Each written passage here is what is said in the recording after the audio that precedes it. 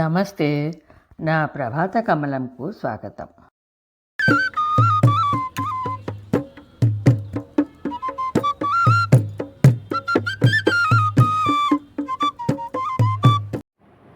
నమస్తే.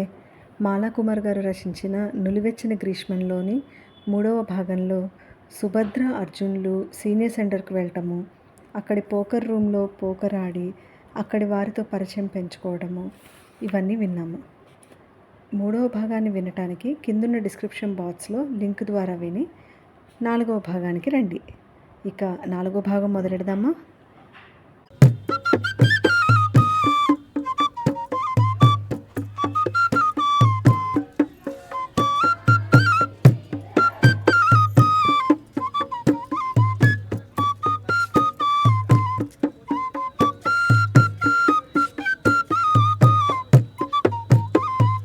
హాయ్ తాత, హాయ్ బామ్మ. ఆరాధ్య సుభద్రని హగ్ చేస్తూ ఉంది. ఎప్పుడు కనిపించినా అప్పుడే మొదటగా చూస్తున్నట్లుగా హాయ్ అని విష్ చేస్తూ హగ్ చేసుకుంటారు ఈ పిల్లలు అనుకుంటూ మనోరాల్ని మురిపెంగా దగ్గర తీసుకుంది. సీనియర్ సెంటర్ ఎలా ఉంది? పట్టి తెలుగులో మాట్లాడుతూ అడిగింది ఆరాధ్య.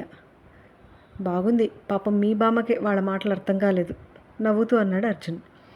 వరి అవ్వకు బామ్మ, నీకు నేను ఇంగ్లీష్ నేర్పిస్తాను సరేనా? అలాగే, నీ దగ్గరే నేర్చుకుంటాను బంగారు, ముద్దు చేస్తోంది సుభద్ర. మాటల్లోనే సుభద్ర తెచ్చిన కారపూస ప్లేట్లో వేసి టీ రెడీ చేసి టేబుల్ మీద సర్దింది శశి. ఆకాష్ కూడా వచ్చి తాత పక్కన చేరాడు. ఆరాధ్యలాగా మాట్లాడు, నిశ్శబ్దంగా అన్నీ గమనిస్తూ ఉంటాడు. టీ అయ్యాక రెస్ట్ తీసుకుంటామని లోపలికి వెళ్ళాడు అర్జున్. సుభద్ర మనవరాలతో ముచ్చట్లు చెప్తూ తన గదిలోకి వెళ్ళింది. డాడ్, డిన్నర్ రెడీ పిలిచాడు అభి. 5 గదిరా అయింది, అప్పుడే డిన్నరా? ఆశ్చర్యంగా అడిగాడు అర్జున్.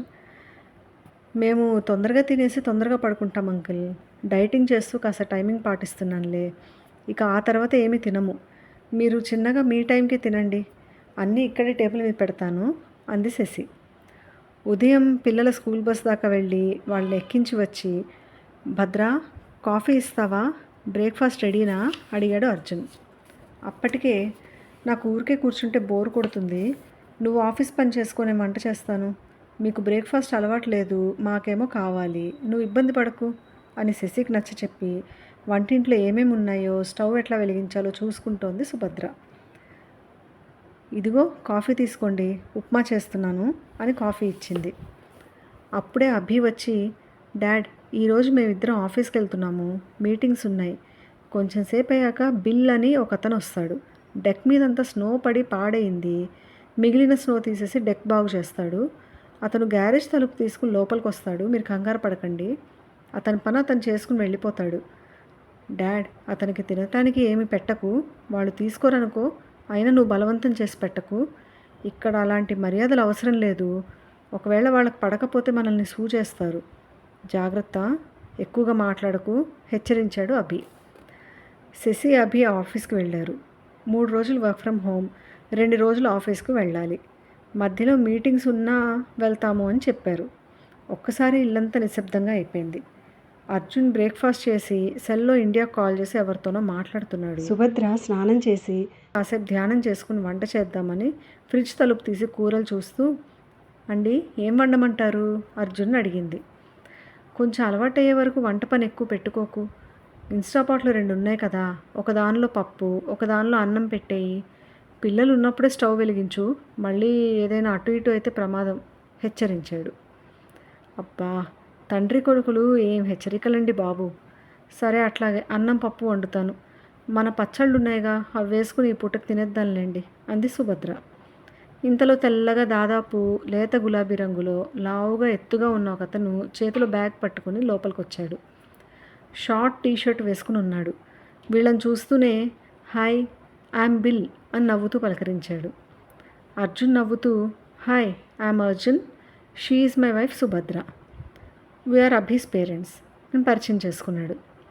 అతను నవ్వుతూ తల పంకించి డెక్ మీదకి వెళ్ళాడు. అర్జున్ అతని వెనకాలే వెళ్ళాడు. అతను బ్యాగ్లో నుంచి సామాన్లు తీసి పని మొదలుపెట్టాడు. కాసేపు చూసి స్నానానికి వెళ్ళాడు అర్జున్. సుభద్ర ఇన్స్టాపాట్లో పప్పు అన్నం పెట్టి బ్యాగ్స్లో నుంచి బట్టలు తీసి క్లోజెట్లో సర్దుకుంటోంది.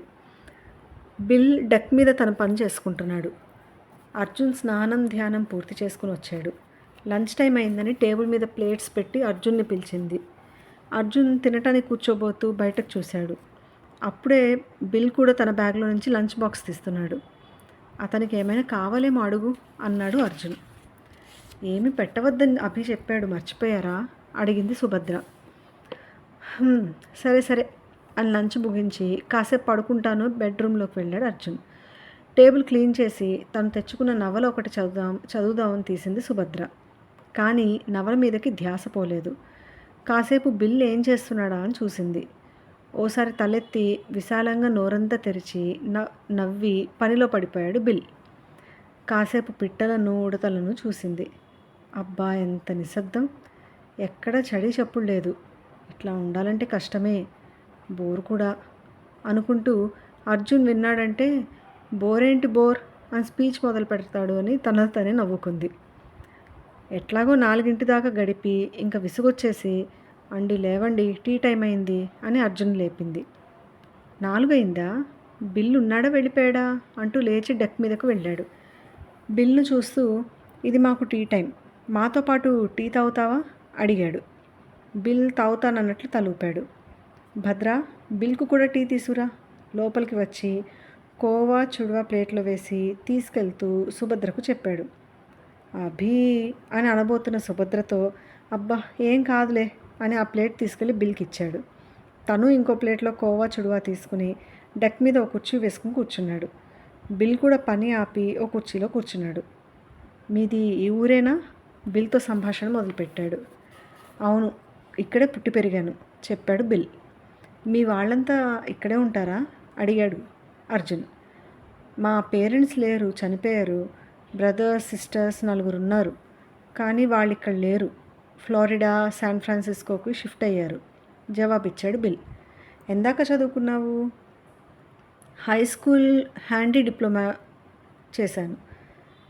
అప్పుడే అక్కడికి తీసుకొచ్చి సుభద్ర ఇద్దరికి టీ ఇస్తూ హ్యాండీమ్యాన్ అంటే ఏంటి కుతూహలంగా అడిగింది. అర్జున్ ఇంగ్లీష్లో బిల్ను అడిగాడు.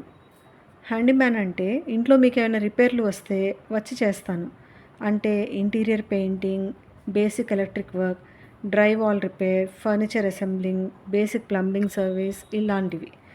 ఇలా చిన్న చిన్న బేసిక్ వర్క్స్ అన్నమాట. ఇప్పుడు ఇక్కడ డెక్ మీద కొద్దిగా కార్నర్స్లో ఉన్న స్నో తీసేశాను. స్నో పడినప్పుడు డెక్ చెక్క నాని అక్కడక్కడ కలర్ పోయింది. ఈ స్క్రూస్ లూజ్ అయ్యాయి, ఇవన్నీ బిగించాను. ఇంకా కొన్ని ఉన్నాయి, అవి ఇప్పుడే బిగించి ఇంకా పెయింటింగ్ కొంచెం ఎండ రావటం మొదలయ్యాక వచ్చి చేస్తాను వివరించాడు.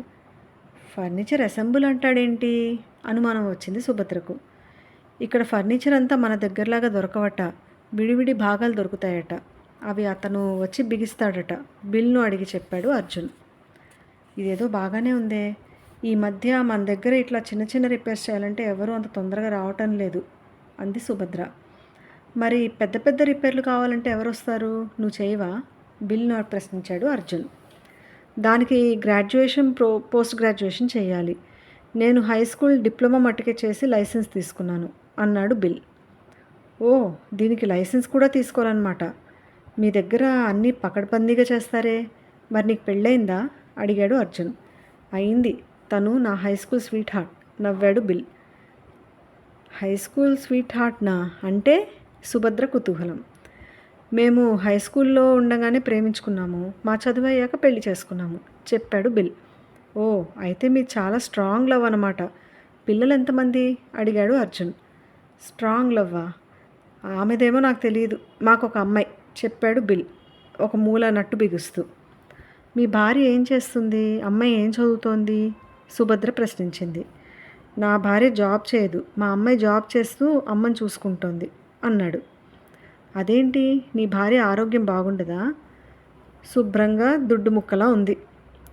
మరి మీ అమ్మాయి చూసుకోవడం ఏంటి ఆశ్చర్యంగా ప్రశ్నించాడు అర్జున్.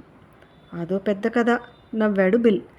అవునా, మరి అదేంటి అని అడగవచ్చో లేదో అని సంశయంతో ఆపేసింది సుభద్ర. ఇదండి నులివెచ్చిన గ్రీష్మం 4వ భాగం. మళ్ళీ 5వ భాగంలో కలుద్దాము. సెలవు.